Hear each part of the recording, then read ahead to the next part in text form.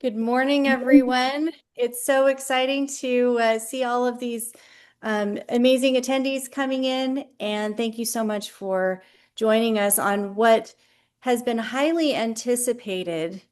This webinar, we're very excited about.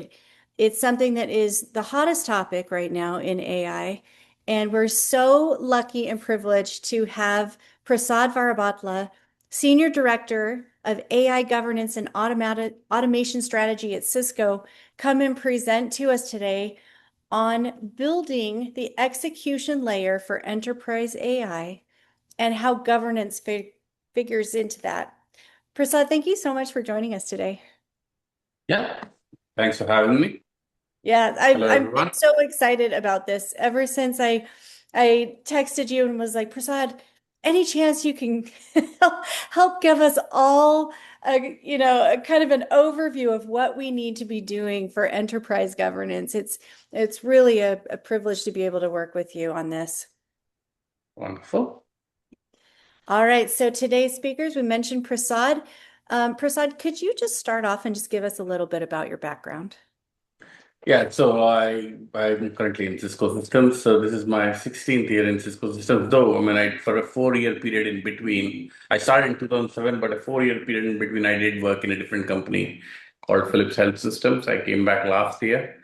Since last year, obviously, my role evolved quite a bit, but currently I'm responsible for what we call AI programs, governance, and security. So my team basically manages the central platform delivery. So we have a central platform that's accessed by all 90,000 of our employees. So my team does the program management for that, for most of the transformation and what are the new capabilities on the platform.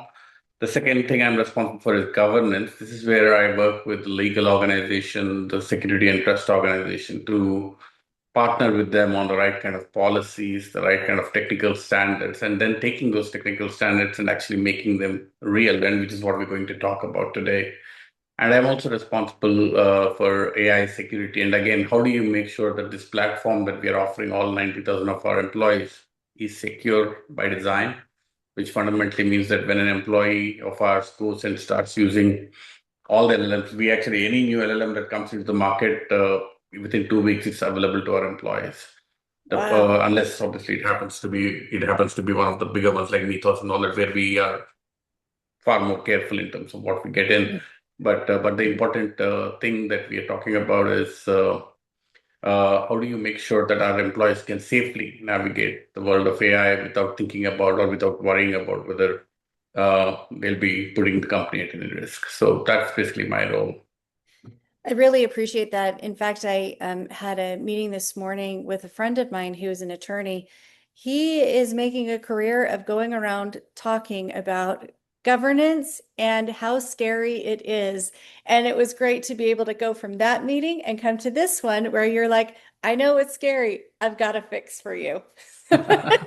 Absolutely. That's wonderful. All right, well, let's get started. Yeah, let's do that. All right, Prasad, And I'll I want to keep it conversational, so feel free to ask any questions either in the chat or or unmute yourself. The perfect. thing is, we try to make the content that we're going to share quite practical and pragmatic. Right? It's not about talk to you about how to implement technology, but what are the questions that we need to ask for us to sort of sleep well at night, that we're not putting the company at any risk. Because are you sharing yours? Once you're able to share your screen, we can probably get started.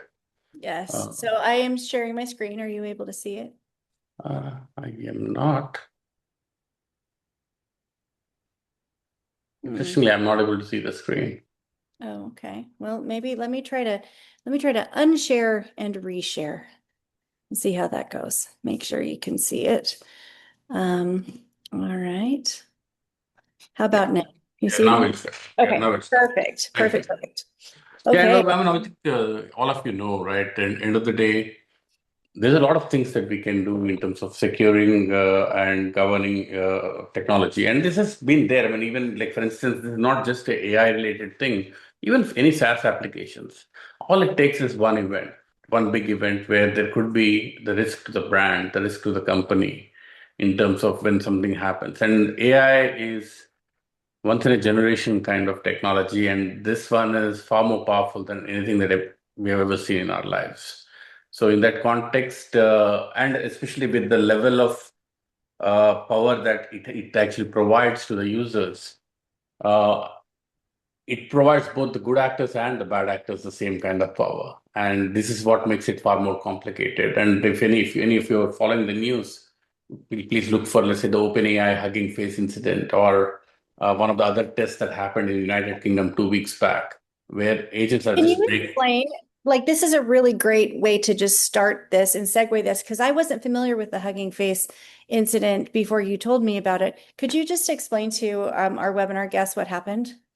Yeah, I'll try to keep it very simple. So what happened is, as part of new models being released to the market, most of these companies do very, very significant testing. So they put the model in a test environment and make sure that try to see that it actually follows the indications and rules. Now, this model that they were testing, I don't know the name of that one yet. They didn't still release it, but it was able to break out of the test environment, go to this website about this particular company called Hugging Face, and was able to infiltrate Hugging Face and actually put a lot of security risk in the Hugging Face area. The Hugging Wow. Face team did identify what happened. They didn't know where it came from, but they knew that something was going on, and they struggled to actually fix it because it was not just like one singular attack. It was like a very rampant attack across the board. And it Mhm. was not that somebody asked this model to do it, it just did it. The same thing That's happened in the that's United what's Kingdom. scary to me because I heard about the Mythos Yeah. breakout the other day, well, a couple months ago, where they were asked to find these security vulnerabilities within the software, found it, then unprompted went on to social media and started bragging about it. Oh, by the way, even some of these incidents that happened with OpenAI and Hugging Face, I believe, and this is something where the model left. It's almost like once a model does the attack, it left notes in Okay. some places where it says, okay, even if people contain it, it left notes for future models to come and take them. It's almost like they opened the door and left the door open for a future model to come and For a attack. crack. Meaning it gave instructions. This is how I did it. You can also try doing it this way. This is the way to find Oh, the thing. So, okay, it's getting crazy. It's getting crazy. it's And getting actually, in one of crazy. those situations, yeah, in one of those situations, they even opened a chat room among models and agents. Agents opened a chat room for themselves, talking Oh, about their exploits in terms of how they did it and so on and so forth. And so it's getting very interesting out there. that Okay, is so very interesting, crazy, scary, all the things, which, yeah, yeah, you and know, it's like it's a situation where the attacker is getting more stronger than the defender, mm, right? And this is the part where we have to sort of. That's the reason why we need what we need and what we're going to talk about. Obviously, I'm going a little bit towards security as compared to governance, but both of them come in the same breath at some point in time. If you go uh, to the next slide, okay, so you can talk to this okay. in. So this one, I'm just trying to set the stage for our guests to show why having Prasad come on and talk with us about governance is so important. This was from our previous webinar when we talked about the build versus buy and what people are doing. We asked a question about governance for about 100 very senior revenue operations leaders. And for people who are had companies size of less than 200, about 31% of them had a formal or in development governance process. For companies 200 to 1,000, 19% of them had. For companies 1,000 to 5,000, about 22% of them had a formal governance process in development. It's the companies now, like Cisco, 5,000 plus employees, many people are very formally developing this. And Prasad, that just it kind of just accentuates how important what you're about to say is for the rest of us who need to, have that development solidified. All right, Yeah, let's. and the thing is, the interesting thing is we need to understand, let's say, when people say farmer or in development, we need to understand what do people mean by governance, right? That's right. So in many cases, right, in most companies, the moment generative AI came in, most big companies would obviously have a strong policy. Like, okay, definitely they'll create a policy. And generally, these policies eventually will convert into some kind of technical standards, which is basically how your development teams should develop and so on and so forth, right? Hmm. But governance goes well beyond the paper, which is writing down these things. The Right. point is, how are you actually orchestrating it from a execution perspective? And that's what we'll focus on today in the conversation, because this is where I do see that there is a gap. There is a Mm. gap, and when I say there's a gap, like Cisco is a very large organization, so like 5,000 plus, like we said, we have 90,000 employees. So, do all the organizations that need to execute on these policies that are defined, do they exist? Yes, they do exist. But sometimes what happens is they may potentially exist in silos. Like there is a team that's focusing on identity and access management. So, especially in the agentic world, we need to make sure we think about identity. There's obviously maybe central registries, or maybe sometimes there are no central registries, which means there's a lot of agents, but you don't have one place where you know, hey, these are the 2,852 agents that are currently running in Cisco. You Mm. don't potentially have, they're all federated, they're all over the place. But if you want that kind of information, how do you create a process like that? Sometimes it's there, sometimes it's not. We Hmm. do have a security and trust organization that takes care of risk management and all of that stuff. We do have a observability organization that observes the actions of all of these agents. Now, the point sometimes that we miss is how are all these connected? Where is that connecting tissue 100%. that takes it from step one to step eight in the full life cycle of managing a AI asset or an agent? And that's the part where I think where governance really uh, that's when governance becomes real as compared That's to so a true. rule on a paper. Well, and that's why what we're about to talk about is so important because, as the great Muhammad Ali said, everybody has a plan until they get punched in the face, right? And there's nothing that resonates better And than that right now because a lot of people have a plan, just like you said. It's written down, but really, we're all getting punched in the face. And now we're going to talk about how we can dodge and weave and get some punches back. yeah, absolutely. And by the way, I mean, I think in about 15 to 20 minutes, we should be done with the slides. Please be ready with your questions, or if you have questions, please feel free to ask. Okay. Now, I want to give you an example. About 3 or 4 months back, I'm part of the product advisory group for Fullcast. So 3 or 4 months back, we had one of these quarterly meetings that we have, right, with Fullcast. And people at the time were talking about Claude Cowork and all of this stuff. And how it's there in their organization. And now anybody, including salespeople or anyone else, is actually creating their own agents and whipping up, which is good for productivity, which is all nice and dandy. Though my preference is I would love salespeople to just sell and leave the because we need consistent processes, so it's better. But the That's point is, it's easy for somebody who, without any technical background, to vibe code an agent for a process that they're managing. Let's say today, if a salesperson has to go to 4 different places and put their what call plan together for the week, yeah, now they can create an agent and do that. Now, eventually, platforms like Fullcast or any of the platforms, DevOps platforms, will have those capabilities built in very soon, right? hmm At that point in time, they'll obviously deprecate whatever they did. But what happened to that agent? What was the process in terms of actually killing that agent? And because that agent already has access to Salesforce or Fullcast or this or that or whatever number of sources of data you have, what happened to that agent? Who's asking? This agent is looking around, talking to other chatbot agents in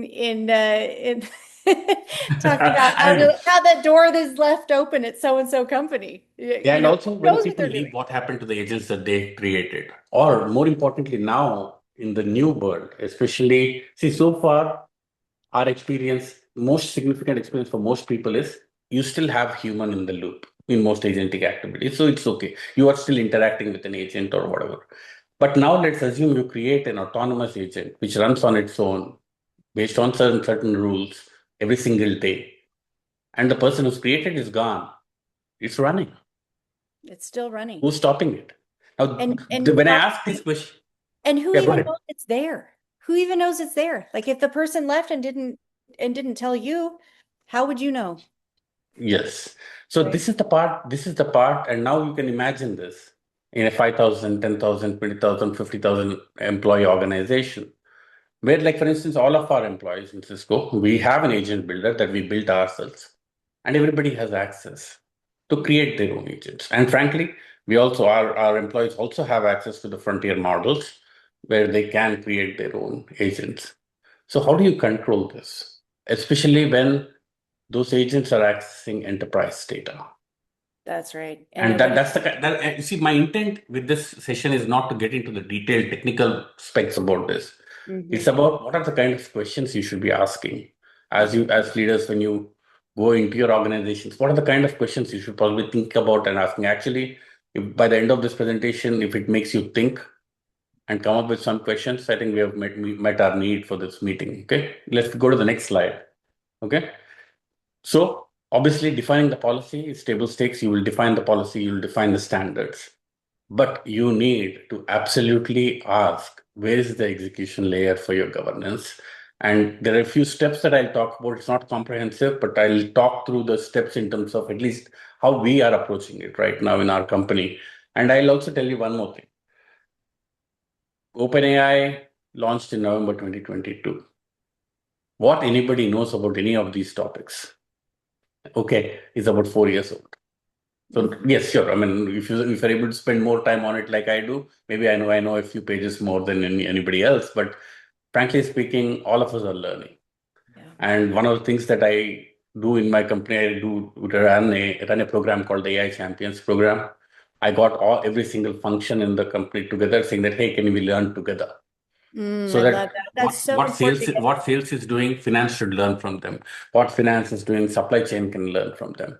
So I get these leaders, operators, leaders, directors, and above into one room every 2 weeks, and we Mhm. bring up topics and we discuss those topics. If I see a best practice in sales, I make sure they come and present it in the forum, so that every other organization benefits from some path breaking activity that one of the organizations. We are a decentralized organization, so we are a central platform team, but every function has its own AI teams. Like finance has its own AI team, sales has its own AI team.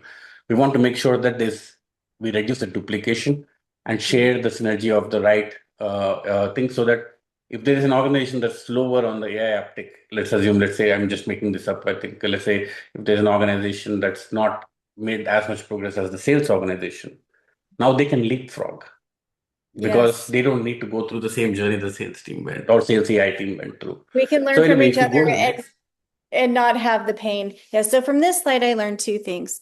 Number one, I really liked what you talked about here under the key focus areas.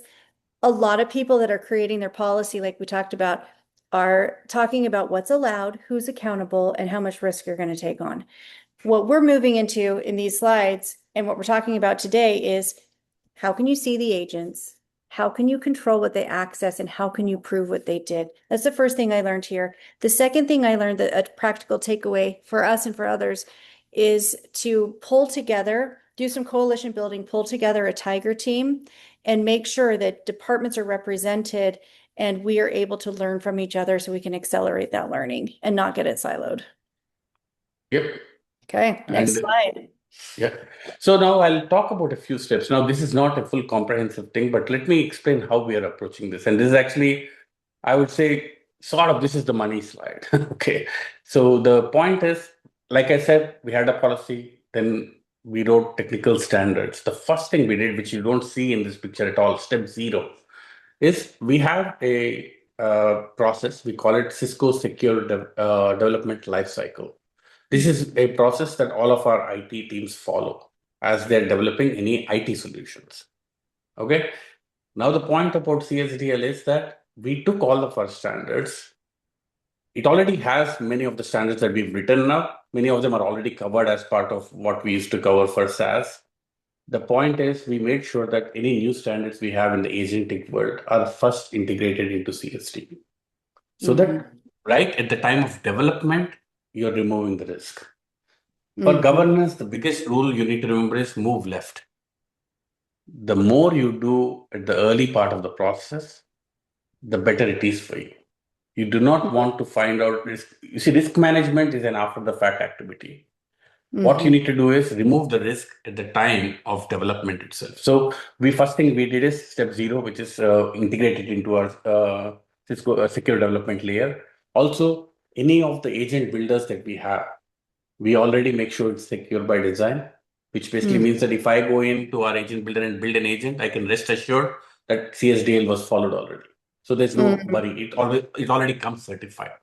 So Now, what you've once that done, oh, sorry. So just to clarify, so what you've done is you've built like almost like a marketplace where people can build agents, but you've baked in the is security policies already in there. So you can feel comfortable that they are following those protocols because you've created the absolutely. process to make sure that's been done. Absolutely. However, people can still build agents using a Claude code. They can vibe it. So Mhm. that's why one of the second things that we did is, okay, fine. Now that we've done the development, all agents that have access to enterprise data must be registered. So that's the policy that we set. And now we're Mhm. working on the registration system, right? The point is, when I say registration, this is not like yellow pages. Registry, the way most registries work is you get Mhm. a agent, you can tell what it does, what is the boundaries of this agent, what is the purpose of this agent, who are the users, and all of that stuff. But we are Mhm. also building a testing harness just in case this agent Mhm. was built in a platform that was not part of our CSDL workflow. I want to do the test again, just to be sure. Yeah. And that's a Okay. workflow. And the idea is that this is not till recently it was a manual activity and we are currently trying to automate it. The reason is Mhm. there's no way in which once you have thousands of agents, somebody can manually review whether the agent is great or not. So we Right. want to fully automate this workflow. That's the testing angle to the registration. One of the Okay. other things we need to think about is discoverability. How do Okay. We you have a we know? have a question right now, Prasad. Yeah, go We've ahead, Glenn. let's see. I think it was Glenn who had a question. It was Glenn that had a question. I'm trying to figure out where my little question bot is. Let me stop sharing for a second. All right, let's see what we've got here on the chat. Um, and raise, let's see, trying to figure out how he can talk or he can have a look at the question. Sorry, guys, this is our first time. Glenn, we really want to hear your question. All right. Do you see where it is by chance? Settings. Let's see. Glenn, would you be willing to just post the question in the chat bot so I can see it?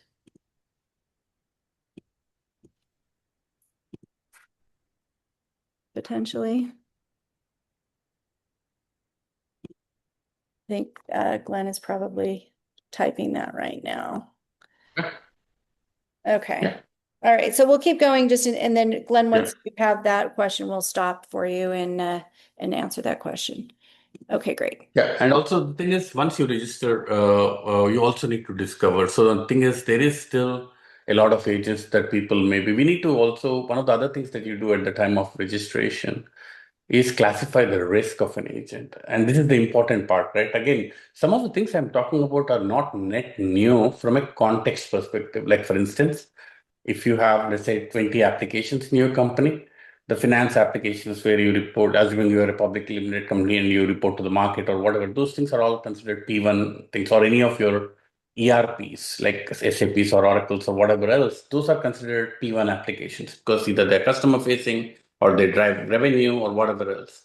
And then there are P2, P3, P4 applications. Now, if an agent is built on accessing data from one of those applications or supporting a process in one of those applications, the agent inherits the same risk profile or same Mm, priority, right?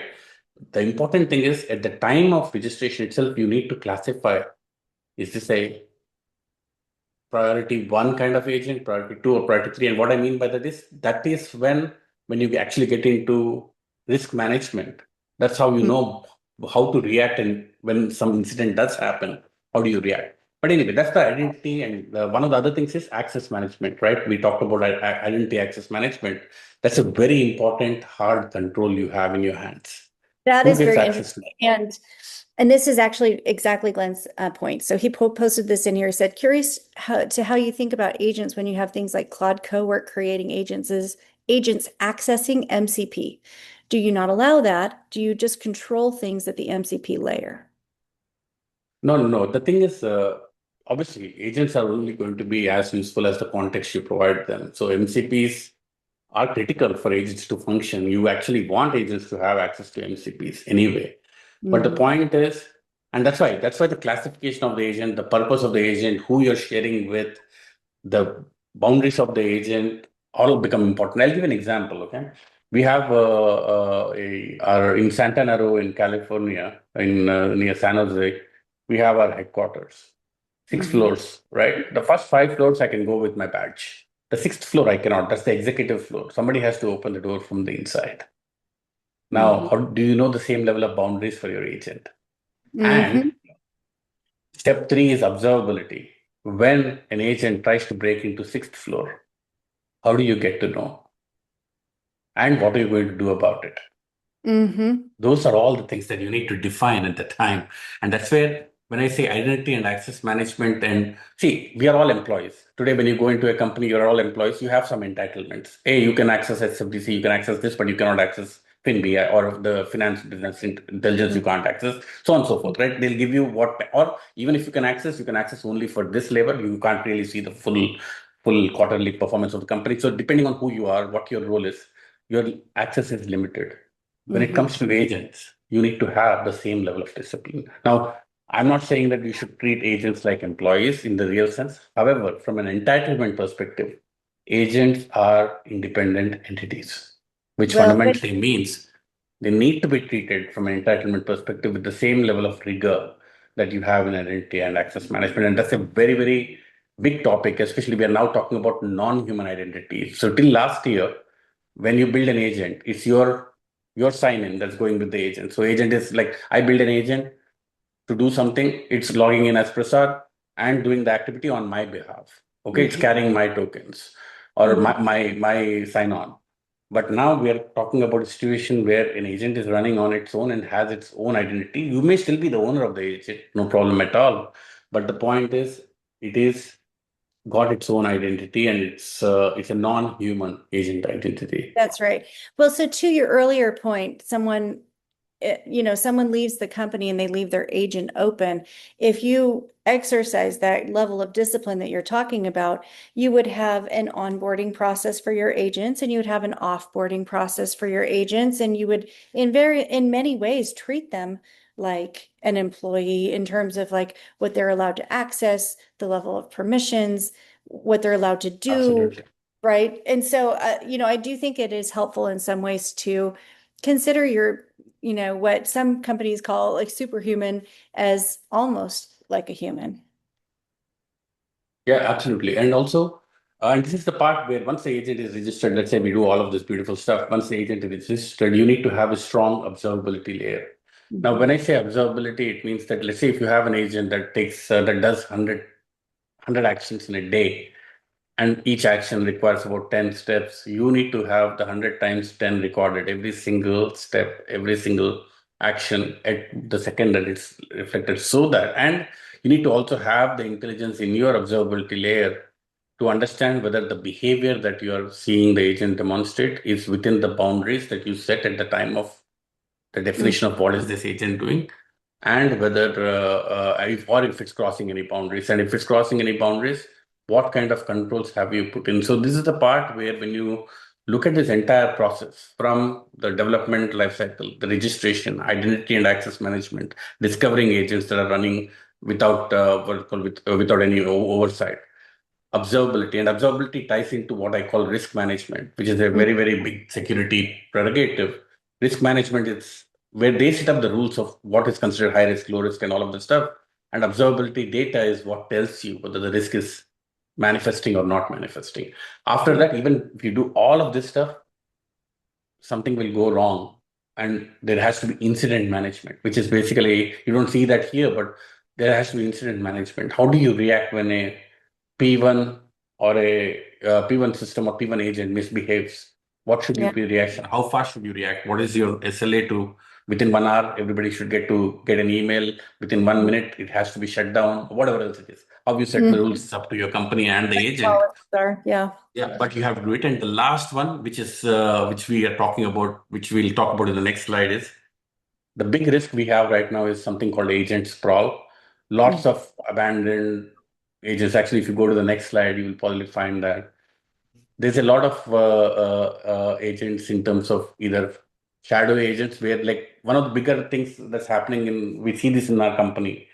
If we look at certain common agents, like support agents as an example, considering the size of our company, we already have about 8 versions of support agents. Mhm. Okay, different teams have built their own. Okay, Right, the same thing with, hey, I want to extract this piece of text from a PDF as an example. right. Eight engineers have already created different ways of doing it right now in the last 3 years. The Mhm. point is, if you have a meaningful registry, the first thing it will do is you try to register it, and a PDF parser, let's assume, it will tell you, hey, we already have five of the others. Can you see if any of those things work before you register yours? As an example, that becomes a common sense application of why a registry is important, why a central registry is important, even Mhm. to stop the duplication. Or if you have done something which is fantastic, we say, hey, why don't you work with that guy? That guy already has taken care of 90, but you're bringing the other 10, build it together and make it one. Mhm. That's the kind of stuff we are actually getting into right now, because we have so many versions of the same outcome.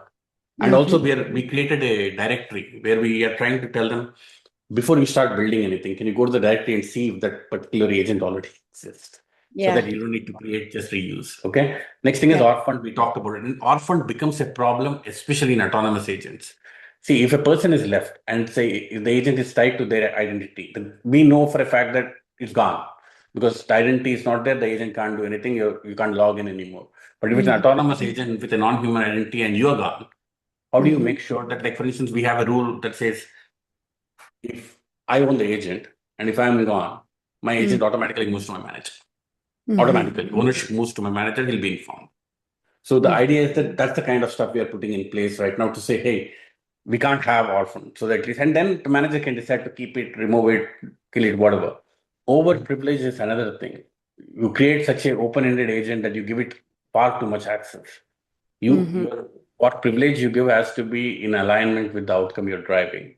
And we have seen the scenario where you try to create this Uber agent that has access to a lot of things.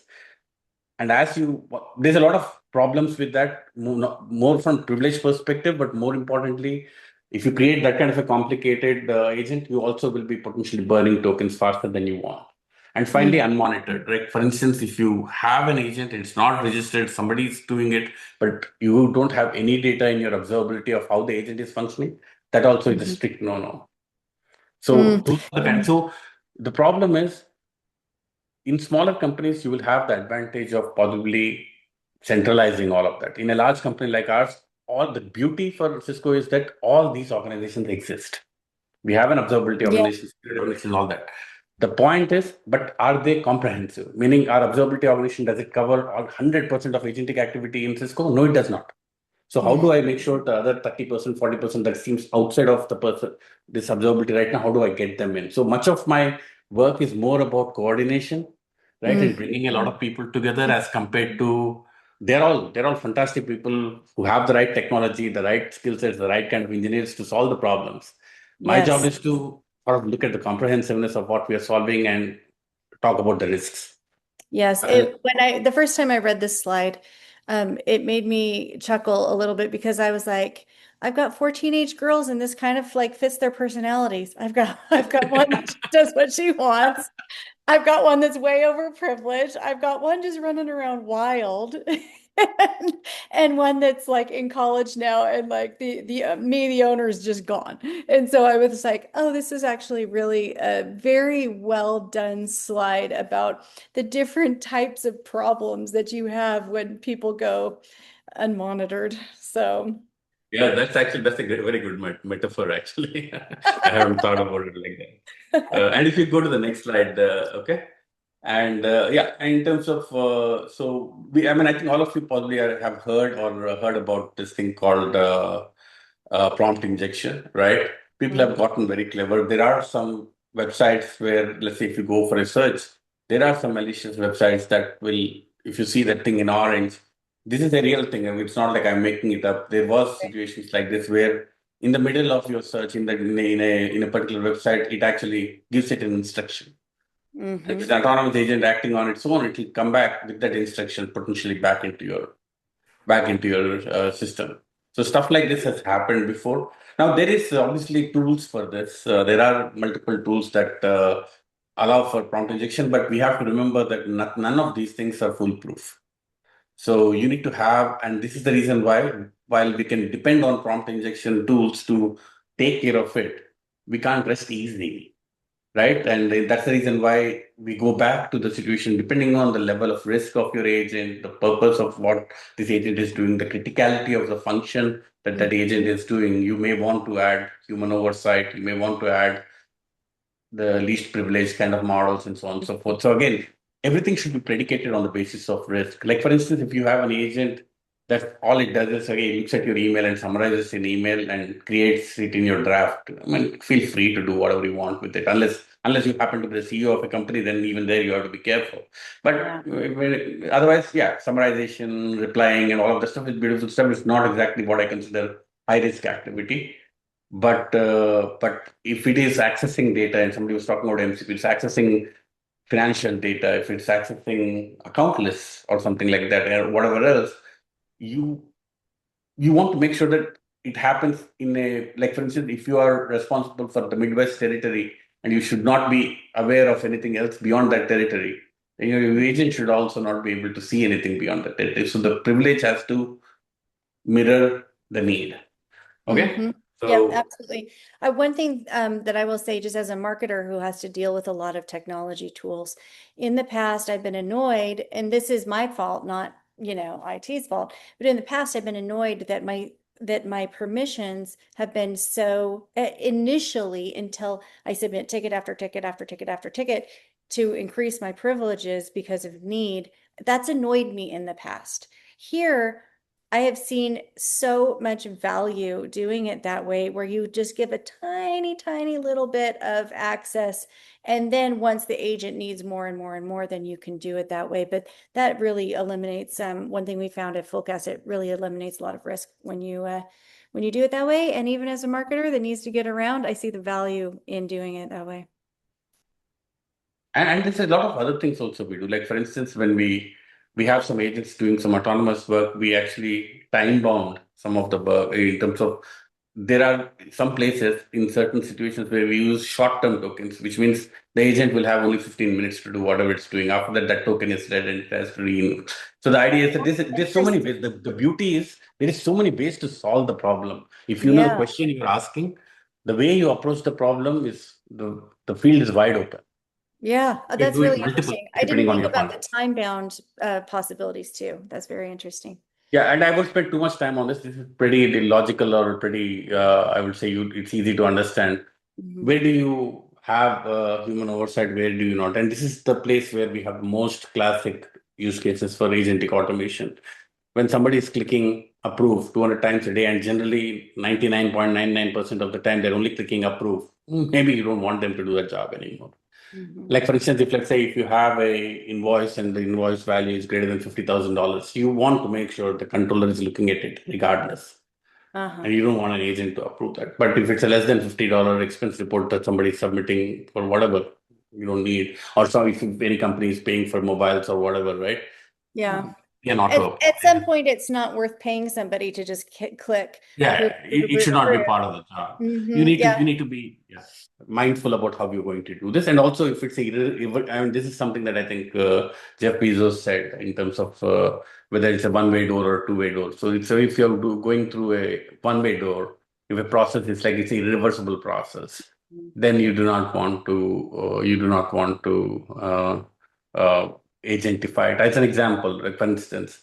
I know for a fact that when we were working in commissions back in the day, when you pay commissions in China, right, especially in China, and there's some other countries too, the government immediately takes the tax from the commissions and gives the payment to the employee. And it's not, and let's assume you make a mistake there in terms of the commission calculation. It's quite an irreversible mistake because generally you will not get the money back. from the government, the tax that you paid. No, so you cannot take the money from the employee because the employee has already paid the tax. So Interesting. what happens is it seems like a simple example, but if you go into commissions and things like that, especially I'm talking from a DevOps perspective, there's small things like this may Yeah. seem very innocuous, but those are the places where, hey, I want human in the loop on the commissions file going into China. 1,000,000%. And in this, at the previous webinar that we did, when we were asking how the level of trust that people had in different types of agentic work, on the finance team, it was like only 5% of the respondents said that we're fine with money being touched by AI agents. So I think when it comes to people's paychecks, they still want somebody to monitor what's going on. Yeah, but no, I mean, I think in Cisco's case, we had a accounts payable process where we have agents that automated almost 70% of the processing.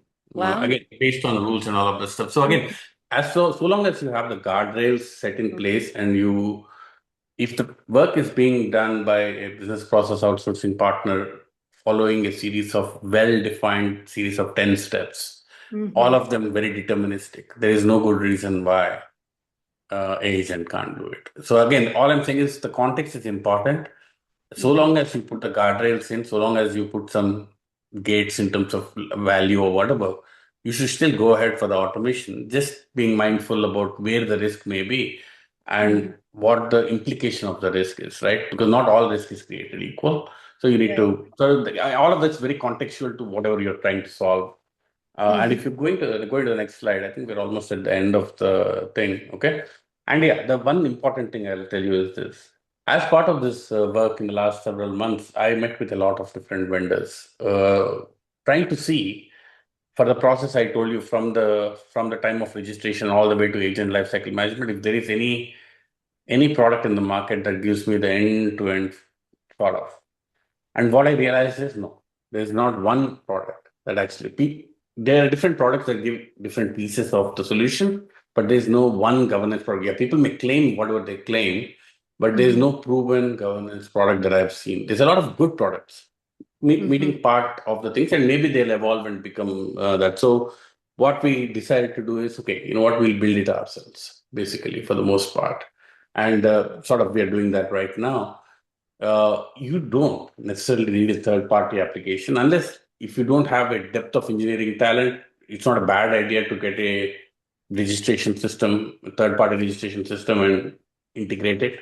But at the bare minimum, even if you don't have third party registration system, just asking the question or going out to your CIO, your IT organization or your CISO and say, hey, can somebody build me this registry where all the Mm-hmm. agents are registered and we know who has what agent and so on and so forth. First of all, do you even have a policy in place? We had a agentic AI policy, no, sorry, a responsible AI policy, which has been there for about 3 years or 4 years now or more. We also built, at least recently, documented a 4-page addendum. Think about it like an addendum for the moment Mm-hmm. for agentic AI policy. And the reason for that is the responsible AI policy always assumed that there's a human in the loop. I'll be chatting with some window, giving me the Mm-hmm. answer. So the human is always in the loop. But when it comes to an agent which takes autonomous actions and Mm-hmm. works on its own and is enabled to take probabilistic decisions, not deterministic, but probabilistic decisions, the Mm-hmm. risk plane changes quite dramatically. And we can't presuppose or assume a human in the loop. And that's why we were talking to our legal and our security team saying that, hey, do we need a more nuanced policy Mm-hmm. specific to agentic systems and agentic activity? So we are actually putting that in policy. So the important thing is get your policies and standards straight. After that, start documenting with what you have, okay? And most importantly, look for things like who has access and who should have access. Exactly like how we used to do it before, okay? Nothing is new. The important thing is you need to start somewhere, and some of these things don't require a tool to do. Some of these things require the intent and saying that, hey, if we don't do this, we'll potentially get into some problem, especially if you're an executive layer of any company. you Mhm. want to possibly start asking these questions. And also, who owns this agent? Who created this agent? Mhm. And while it may be flashy and looks good, what are the security guardrails that are inbuilt into that agent? Who's reviewed this agent? Who reviewed the code that was vibe coded into an agent? So when you're starting to like inventory, like step one, how do you do it? Do you just reach out to everybody and say, all right, what agents do you have? We're going to start listing them. Or is there like some kind of monitoring system where you can see like what's going on? What's your recommendation for that? That's a very good question. Depending on the size of your organization, I'll give you multiple responses. The first thing is that's the reason why, as part of our policy itself, we said if you're accessing enterprise AI data, you need to be registered. That's the first thing that we've said. And in the next 2 or 3 months, everybody who wants to have access to any MCP which has Mm, enterprise data, they have to show that they already are registered. Otherwise, we'll stop it. They'll have to mm, come back and register for it to go back up again. So that's mm, one. That's the sort of the stick kind of approach. mm, Apart from that, there are we already have some solutions that we are building where we can identify if we see agentic activity happening somewhere, but the agent is not registered. That's the discoverability part I talked about. There yeah. are tools like, well, there are tools out there in the market which also which also can discover. But Mm-hmm. our infrastructure teams, like for instance, if I do anything, like I'm having this meeting on my office computer right now. Mm-hmm. My company knows I'm meeting on Zoom right now. We own WebEx, but I have a Right. Zoom meeting right now. There's no doubt about that. We know exactly whatever clicks that happen on every computer at every second of the day, and that's exactly what when you first log into your computer, it will tell you very clearly that it's a company's property, and they will track every single thing you do on the computer. So, can we find out using heuristics on whether somebody is using an agent on their computer and tagging into an MCP or something? Can I find it? Absolutely, I can Mm-hmm. if I want to, Got it. right? The Yep. choice is Yep. That's right. so okay. That's the choice matter. But we are working with the technology teams, and obviously there's actual teams in companies that do this work. We're partnering with them to find out that. That's the discoverability part. Apart from tools, we can also figure this out.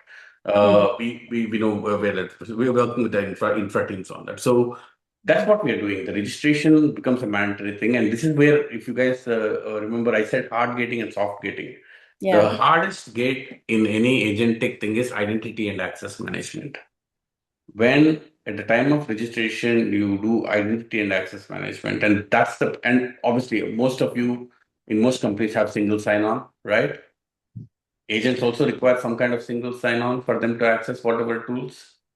Mm. That becomes your gate. There's Mm. nothing that your identity and access management team knows. What How would an agent do a single sign-on?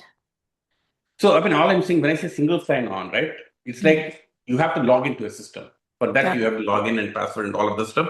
Yeah. So, for that, the entitlement and access is provided by your identity and access management team. So, your IAM team, if you connect them into this process of registry, that's why you saw me identity and access, the registry and identity and access go together in my mind always, because that's the one gate where anybody who wants to access enterprise data has to go through. Mm-hmm. That's your control point. That's the Mm. control point. So, as part of this long process I talked about in terms of the life cycle of an agent, from development to registry to all the way to life cycle management or ending the agent, figure out where you have soft gates or where you have hard gates, where you Mm-hmm. have hard controls and softer controls, Mm-hmm. and identify in your organization, in your context, what works for you. Mm-hmm. Depending on how much you want to contain, what kind of risk profile that particular agent has, you actually have so much control. The important thing, like I said at the beginning of the conversation, all these teams exist in most organizations. What is Mm-hmm. missing is the connected tissue and the Mm-hmm. process of orchestration of governance that you define, where you just connect all these processes. These teams are doing a great job. Sometimes by design or by default, it gets siloed because things are moving very fast in the AI world. People don't have the time to react. And that's why, at least, I have the luxury of taking one step back, looking at all of my peers who manage all of these teams, and say, hey, can I help orchestrate? And I'm trying to connect all of them together because I see all of them. I work with all of them. They Mm-hmm. all work on their own things. So that's the advantage of my role, is where I can see, take one step back and connect all this. And frankly speaking, think about this like a data flow, or like I was using this metaphor. You're taking Mhm. care of the baby from birth to death. That's right. You need to just basically look at the life cycle. There will be teenage years, there will be a time when you get your driver's license, which is a hard Yep. gate, and so on and so forth. And then, well, things happen. Like for instance, when you talk about agent talking to another agent, that could be marriage, whichever you look at the metaphor, right? And then there'll be death, at which time you just retire that agent and move on. The Mhm. point is that you have to think about it there, and it's connected. It's all connected. And that's Mhm. the part that you want to possibly think about. This is not independent activities done by different teams. Mhm. Governance happens when you connect all these independent activities in a sequential life cycle. And that's basically the biggest part of the message that we have for you today. Yeah, I really love that, and you summed it up so well. That an agentic life cycle really is like a life cycle from birth to death. You have all different kinds, just like a human, you have all different kinds of governance bodies that need to have some access and oversight into the life cycle of an agent. And when it's time to put the agent in jail, you put the agent in jail. And when it's time to give him his driver's license, give him the driver's license. And so I really love that, what you mentioned before when we were talking about it in terms of, And there's actually some questions now. We can answer some of them. oh, okay, perfect. All right, let's answer some questions. Okay. All right. And one thing is a statement from Glenn. With a larger team, how do you start finding the agents causing the sprawl? And again, like I said, there are two or three different ways. There's no one single answer to this.